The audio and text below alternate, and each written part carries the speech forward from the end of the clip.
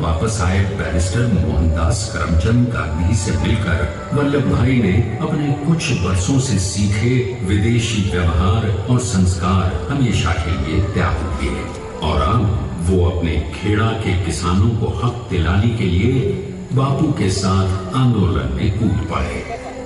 अब उनके पैरों में जूते नहीं, गांवों की धूल थी।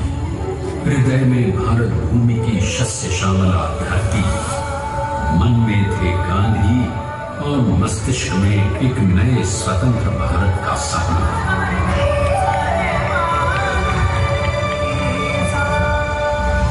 तभी बारडोली के मजबूर मजलूम किसानों की यातना का समाचार उनके पास पहुंचा। तुरंत वल्लभ भाई वहां पहुंचे और यूं शुरू हुआ भारत का सबसे बड़ा और सफल किसान आंदोलन बारडोली।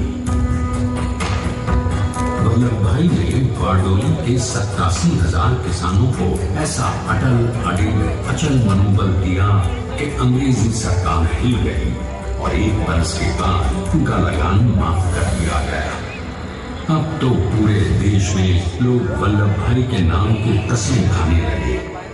स्वयं महात्मा गांधी ने कहा, अब वल्लभ भाई मेरे शिष्य या साथी नहीं, सारे देश के सरदार हैं और देश को मिल गया एक अनोखा असरदार सरकार।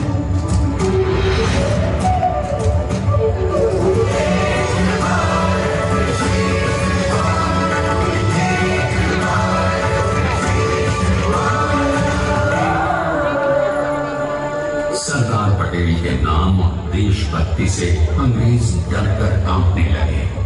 1930 के नमक सत्याग्रह और दांडी कूच में वो बापू से भी पहले गिरफ्तार किए गए। तो सन 1932 में फिर उन्हें बापू के साथ ही जेल में 2 सालों के लिए डाल दिया गया। मगर आजादी के दीवानों को, स्वतंत्रता के परवानों को कौन गिरफ्तार कर पाया है?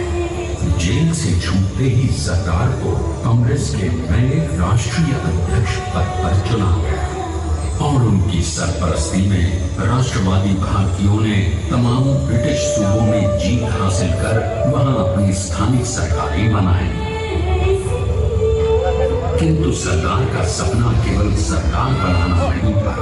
उनका स्वप्न तो था एक ऐसे नए भारत का जहां हर रंग, हर रूप, हर जात, मजहब, तबके का हिंदुस्तानी एक साथ मिलकर एक ऐसा नया भारत बना सके जहां पूर्ण स्वराज के साथ सारे समाज को गरीबी, अशिक्षा, छुआछूत से भी आजादी मिल जाए। इसकी पहली रणनीति थी भारत को अंग्रेजों की गुलामी से आजादी, ताकि भारत के लोगों की अपनी सरकार सबके साथ और सबके विकास के लिए काम कर सके। बापू की अगुवाई में अब देश ने अंग्रेजों को अंतिम चेतावनी दे दी, करेंगे या मरेंगे, लेकिन अंग्रेजों भारत छोड़ो। बस फिर क्या था, संघर्ष की रणभेरी बची। 3 सालों के लिए सरदार पटेल को भी सत्याग्रही नेताओं के साथ जेल में ठूंस दिया गया। 2 सालों के बाद अंग्रेजों को बापू के सभी शिष्यों और साथियों को छोड़ना पड़ा।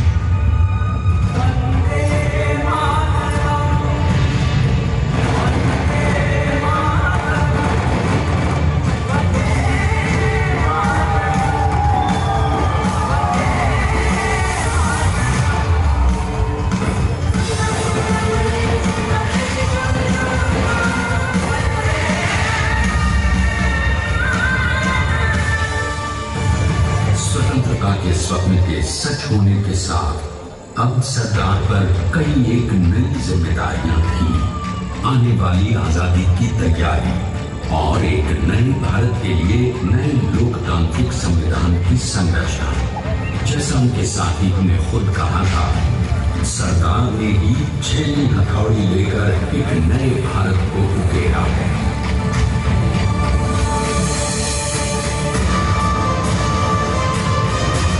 स्वाधीनता तो प्राप्त हुई, लेकिन खंडित भारत में भी उठते विभाजनवादी अंधकार को अभी दूर करना था। जब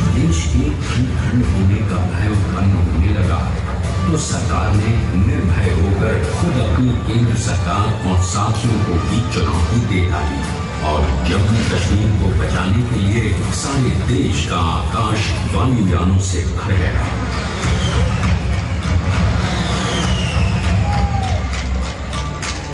और फिर हैदराबाद और जूनागढ़ के भारतीय विलयीकरण को पाकिस्तान से चुनौती मिली। सरकार चाहते थे कि देश की 1 इंच धरती अब और विभाजित नहीं होनी चाहिए। नए भारत को एक करने के लिए समझा बुझाकर मना कर 565 रियासतों को सरदार ने अपनी सूझबूझ सदाशयता संबल से एक नए स्वतंत्र भारत का अभिन्न अंग बना दिया। हमारे इतिहास में अखंड भारत के पुरुषार्थ का ये एक महानतम अध्याय है।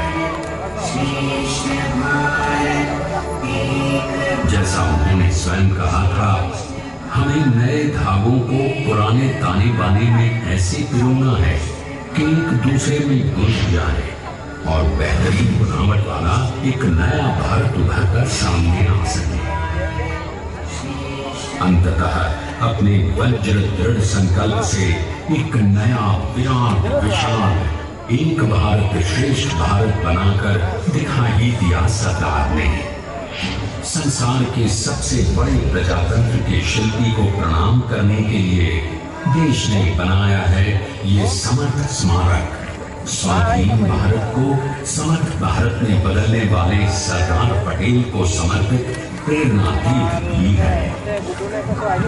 प्रधानमंत्री श्री नरेंद्र मोदी के नेतृत्व में बनी विश्व की इस विशालतम प्रतिमा के सामने आकर सारी दुनिया जैसे स्वयं भी नतमस्तक हो जाती है।